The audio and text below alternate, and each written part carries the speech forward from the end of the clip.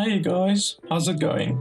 So, today I am going to do a review of Super Neptunia RPG. Now, a bunch of you have probably previously heard the name Super Neptunia. That is because the Neptunia franchise is an extremely prolific franchise. So there's a bunch of Neptunia games. There's Neptunia Shooter, there's Hyperdimension Neptunia, there's a bunch of Nep games. In total, if you take all of the games in the Neptunia franchise and put them together, there's over 18 Neptunia games. So this is an extremely prolific franchise, and this is the latest one in the franchise, Super Neptunia RPG. And the game is, of course, published by Idea Factory. Idea Factory publishes all of the Neptunia games, but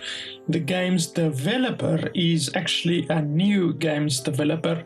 The game's developer's name is Artisan Studios. So Artisan Studios has only one title to their name, and it is this game. So this is the very first game that Artisan Studios have made, and obviously they got a license from Idea Factory to make the game in the Neptunia universe. So, is the game any good? And the answer to that is unfortunately not. I actually really like the Neptunia games, like Hyperdimension Neptunia Rebirth. I like the Rebirth games. I've played a bunch of them. I've played Megadimension Neptunia.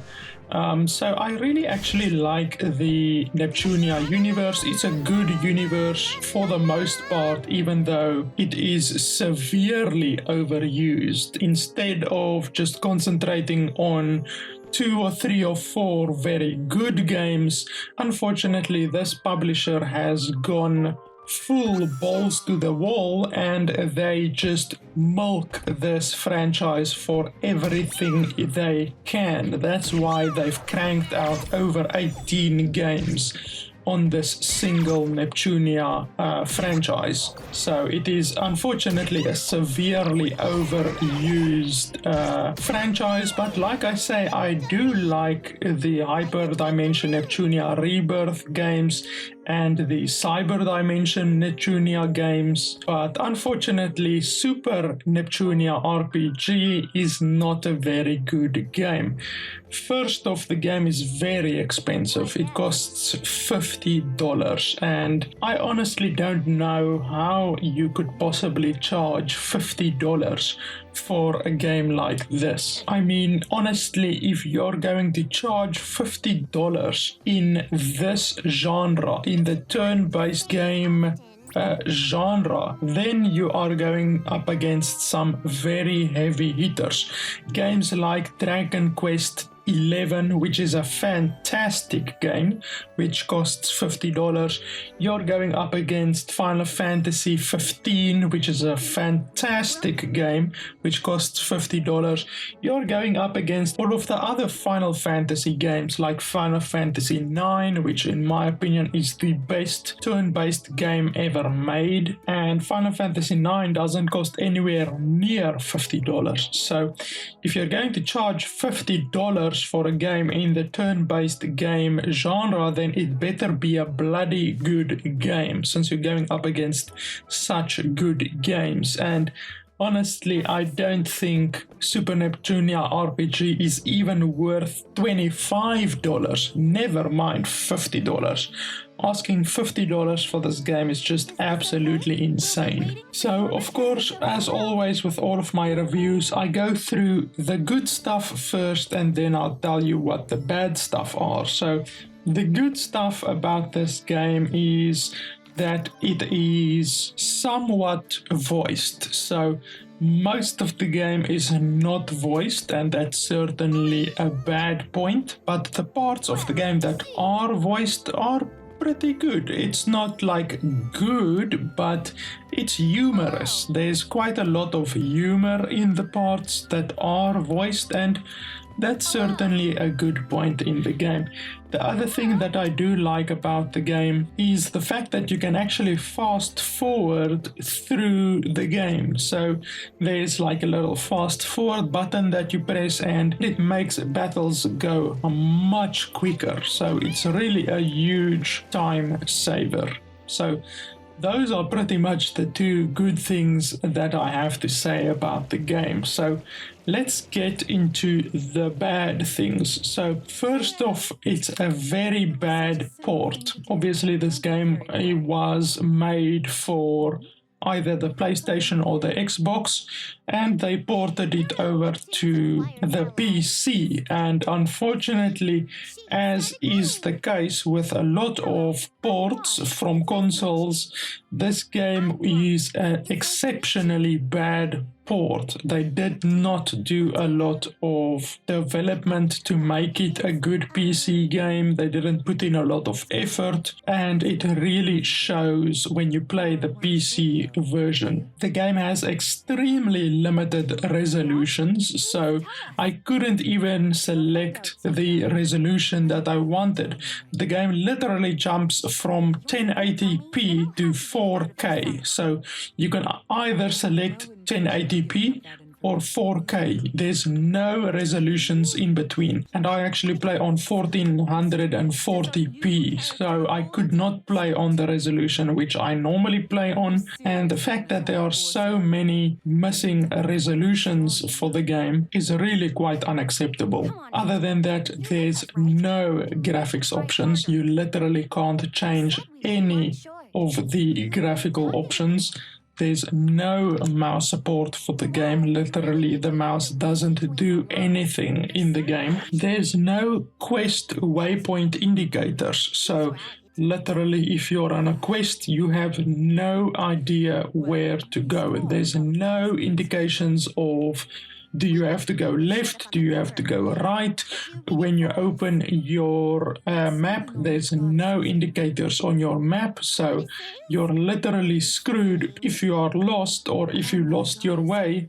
And you just have to basically visit each and every town in order to hopefully find the guy that you're looking for. So that's quite ridiculous, to be honest. There's also no talent tree, there's no skill points, and there's no attribute points in the game. So no talent tree, no skill points, no attribute points at all. And if you're going to put RPG in the title of your bloody game, then you better have a talent tree or skill points or attribute points. You can't make an RPG without at least one of those three things, and this game has none of those three things. A lot of RPGs have all of those three things, like talent tree and skill points and attribute points, yet this game has none of that, so I would hardly call it an RPG. There's also extremely limited tooltips in the game. So if you want to know what a skill does, or want to know what an item does, there's no tooltips on many of the items. So literally, if you just got a new skill or a new spell and you want to know what it does, well, unfortunately, they don't tell you at all what it does. You just have to equip that spell or skill, go into a battle and use it to find out what it actually does. Another way that you can see that the developers of this game really got lazy, apart from the fact that only certain points of the game are voiced and most of the game is unvoiced, is that all of the monsters in the game look the same. So before you actually enter a battle, you run around. Obviously, as you can see on the screen, you run around and you then get these little blue blobs, and you either run into those blobs to start combat, or you can hit the blob to start combat with a preemptive strike. So literally all of the enemies are these little blue blobs until you enter combat, and then when you are in combat, then you can see what type of enemy it actually is. Is it a huge fucking dragon, or is it just like a little blue blob? Because you can actually fight those little blue blobs. So literally the little blue blobs look like little blue blobs, but the huge fucking dragons and the really powerful enemies in the game also look like little blue blobs, and you don't know if you're fighting a dragon or a little blue blob until you actually enter the battle. So there's literally no way for you to prepare yourself for a strong fight or a weak fight, since you don't know what enemy you are actually fighting until you enter combat. That's a huge oversight, to be honest, and I honestly think it's that way just because, like I say, the developers got lazy.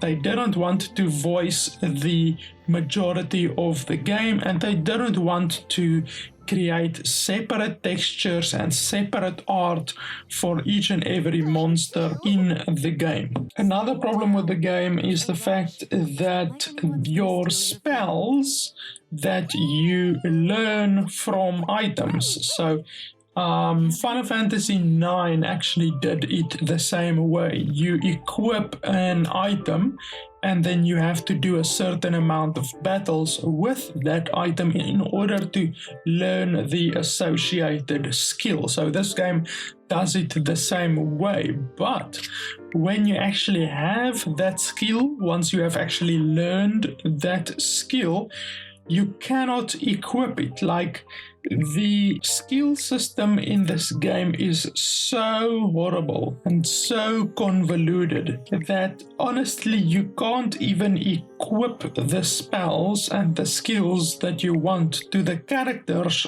that you want. It will honestly take me like 5 minutes to actually explain why this is, but really it comes down to the fact that there is a stance system in the game. So you have a party, and each of your party members have a specific stance, and they can only cast certain spells in certain stances, but you can't have multiple characters that have the same stance. So literally, if you want to make all of your characters healers or all of your characters fighters, you can't do that. So you can't equip your characters with the skills that you want due to the bloody stance system. So the skills and the spells in the game is really messed up because of the convoluted and completely unnecessary skill system and stance system that the game actually has. They really tried something, I don't know, something weird here, and it honestly backfired massively because you can't even set up your party the way that you want. And in my opinion, RPG is all about choice. You control what your characters do, you control what skills they use, you control what equipment they have, and this game just doesn't allow you to do that. Another massive problem with the game comes down to an issue which I previously highlighted, and that is the fact that tooltips are completely missing from the majority of the game. So I'll show you here on screen. Literally, you cannot even see what these skills do. So there's a couple of skills on your screen right now, and when I highlight it or try to hover my mouse over it, the mouse doesn't do anything, like I said. So you can't even highlight the skill in order to see what the skill does. It's literally impossible to see what the skill does. Like, does the skill have lifesteal? Does the skill inflict any status ailments? What does the bloody skill do? It's literally impossible to see that until you equip the skill and you enter combat and then use the skill, and then you just basically have to deduce what that skill actually does. And I mean, that's a hilariously broken and inadequate skill system in a fucking RPG. Another problem is they don't tell you how much XP you get. So when you complete a quest, they don't tell you at all how much XP you have gotten. And another big problem with the game is the fact that the game is obviously turn-based, and there is a time system in the combat. So it's turn-based, but it uses a time system. So it's not the traditional turn-based combat system where you take a turn and then your opponent takes a turn.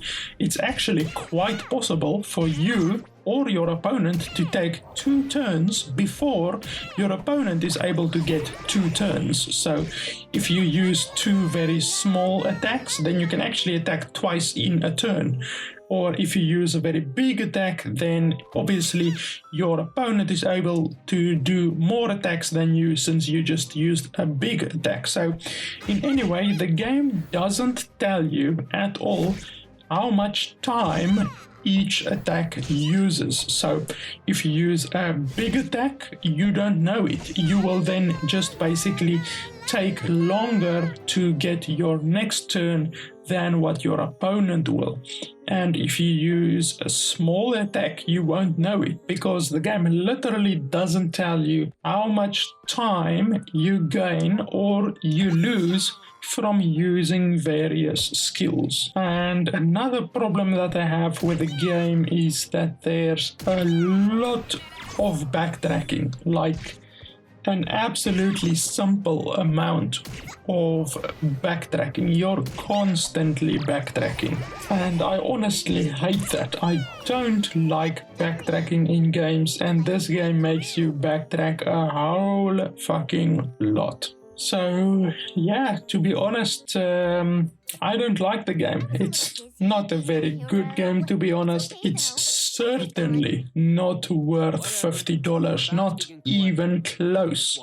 I would maybe pay $15, maybe $20 for the game. Certainly not $50. If you're looking for a good turn-based RPG game to play for $50 then honestly, like I said, get Dragon Quest XI Echoes of an Elusive Age.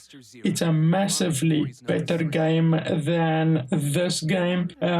Get Final Fantasy 15. That's also a very good game. If you want to go old school and you just want to spend $10 or so, you can get Final Fantasy 9. Final Fantasy 9 is a fantastic game. Even in 2020, it's still a very good game. It still holds up, and they actually recently re-released the game on PC. So it's not a console game. They actually re-released it on PC. So I would absolutely recommend that you play Final Fantasy 9. And honestly, I'm pretty sure that you can get Final Fantasy 9 for like $10, maybe $15 probably. Just look on Steam, you will find Final Fantasy 9. And honestly, Final Fantasy 9 came out 20 years ago. It came out in the year 2000. And that 20-year-old game is better than this game. It's better than this game, and it's cheaper than this game. So yeah, honestly, I would not recommend Super Neptunia RPG to anyone, because it's simply not a very good game. So yeah, guys, that's pretty much it. Thanks a lot for watching, and I'll see you next time. I've already gotten a reputation, huh? Figures, and eventually into legend.